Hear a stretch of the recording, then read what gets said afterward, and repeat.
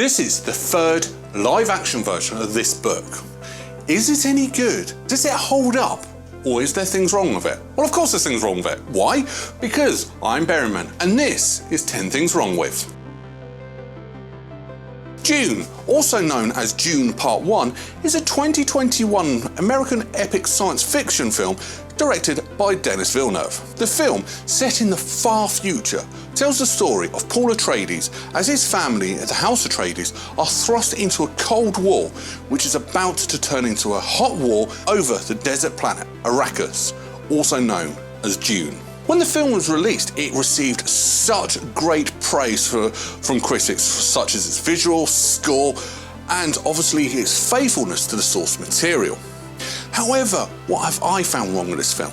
Well, allow me to explain 10 things wrong with Dune. Number 10, Part 1. This was just tempting fate, really. So when the film was being advertised on the posters and on the trailers, it was just called Dune. Great. Sit down and watch the film, and it comes up saying Dune Part 1. Now, I think that was a bit of a risky gamble because they hadn't filmed Part 2 back to back like you would have thought they would have done. In fact, Part 2 would only be greenlit dependent on the box office returns of Part 1. That is not the best idea, especially as it is a gamble. I mean, you never know when like a global pandemic may hit. Now, obviously, that is what happened. So this film was released on HBO Max, which everyone's thinking, well, that means no one's going to go to the cinema, we're not going to hit our box office returns, we're never going to actually get a sequel. But they turned around and went to them, well, we'll see how it performs on HBO Max. Luckily, it did really well, but that was a bit risky to put Part 1. You could have left Part 1 off and it would have been fine, and I wouldn't have picked it up, but the fact you put it on, you were tempting fate a little bit. Number 9, drawn out. So before I get started, I'm going to praise the film. Praise the film of how close in faithfulness to the book that this film actually is. And that's great, I found that very interesting. However, there were parts of it that were just a bit too drawn out, which did make the film drag a little bit. So this film's about 2.5 hours long, but there were some scenes that were so drawn out you could have cut them out to bring the runtime down without losing any of the information you've got from the book and keeping it faithful to the book. But because you've drawn it out, it does drag. And want to know what one of the biggest culprits of being drawn out was? Number 8, dreams. Yep. The dreams were the biggest culprit of this being drawn out. Now, when I was watching this film, I was really heavily engaged in this film until all the dream sequences, which happened very frequently. And it was these dream sequences that lost my interest in this film. Because it didn't happen 1 or 2 times, it was happening so much. And yeah, it was like, I'm struggling with this. And it was only whenever the dreams were coming on. So, do a different way for the dreams, please. Number 7, names. So, in the 1984 film, in the 2000 sci-fi series, in the video games and all that, they're called Harkonnens. In this film, they're called Harkonnens. Now, I'm going to be a bit of a devil's advocate here, because Frank Herbert actually called them Harkonnens. It was only everything else was calling them Harkonnens. Now, because of that, Harkonnen is more of the accepted way of actually saying it, but where you put it faithful to the book, I sort of get it. I just kept screaming at the screen, shouting it's Harkonnens every time they said Harkonnens. It wasn't until I researched it afterwards I found that actually it's sort of right, but no, it was just wrong. Didn't like it. Number 6, the Baron. There's actually quite a lot wrong with the Baron in this film. So first of all, he's not as outrageous as he was in the other 2 versions. He's quite quiet and sadistic, and I like that the Baron was like out there and like really happy and like joyful at killing people. But this one, yeah, I couldn't quite put my finger on it, but I didn't really get the impression that this was the book Baron. The other thing I didn't like about the Baron was the fact that the prosthetics just looked really, really bad. So the guy they got to play the Baron obviously is quite a skinny actor. The Baron is quite big, like myself. I can get away with saying that. Now the people they cast in the other two versions, they were bigger actors. And it was fine, it worked perfectly. But this one, because you got a skinny guy that you've not even put a fat suit on, that you've just looked like you've shoved a pillow where his belly should be and put these dangly things around his neck, it looked like the prosthetics and special effects on him didn't look quite right. Which is a shame, because the rest of the special effects were absolutely amazing. Number 5, marriage. So, was the Duke and Jessica married? Now, you're all going to say, well, no, he wasn't. But are you right? Because there's a part in the film where the Reverend Mother is talking to the Baron saying, do not kill the Duke's son or his wife.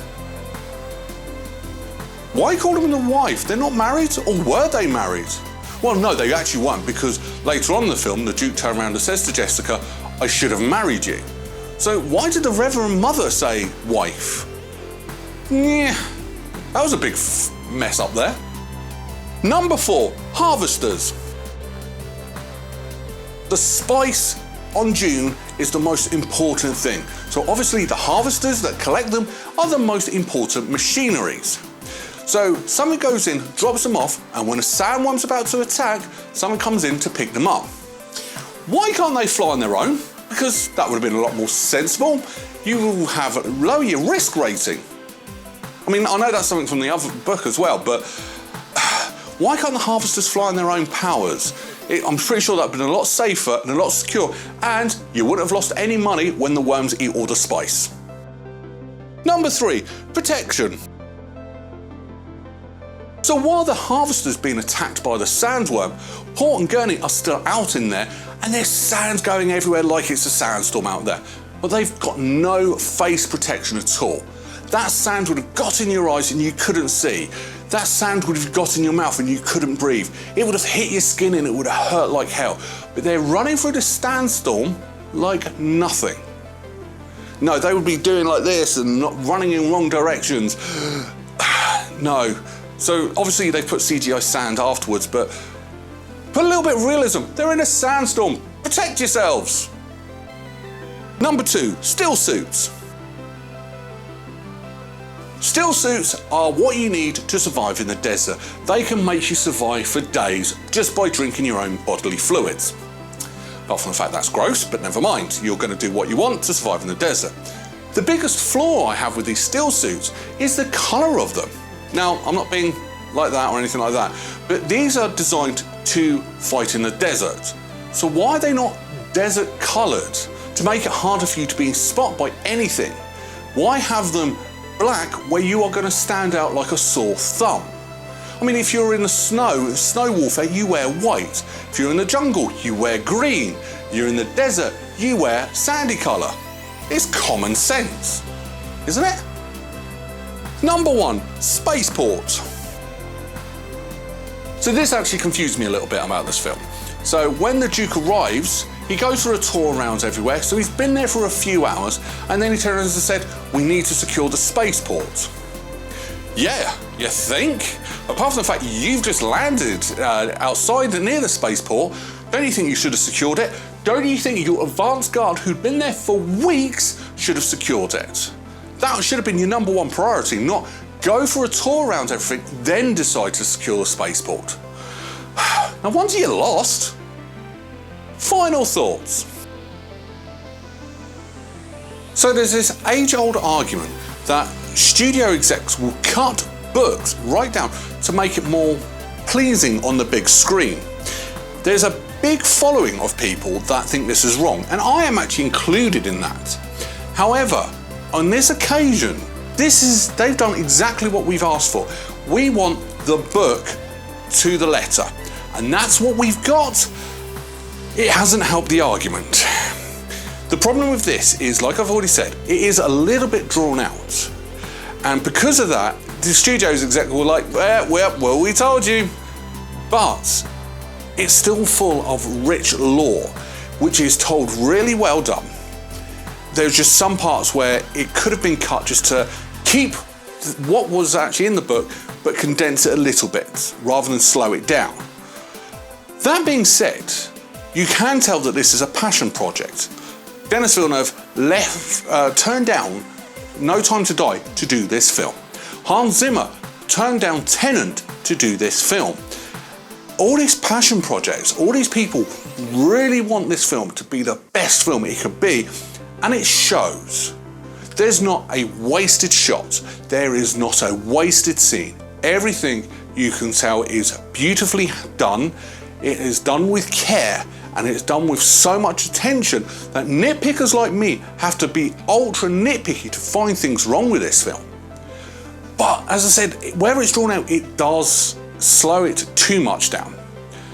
And as much as this film is good, as much as this film is beautiful, as much as it sounds great and well acted, it's just too much. So what I'm going to rank it this week is, I'm not going to be like too harsh, but I am going to give it about a 5 out of 10 berries. Like I said, everything else is good. It's just where it's so slow and slow drawn out, it just makes it a bit difficult to watch.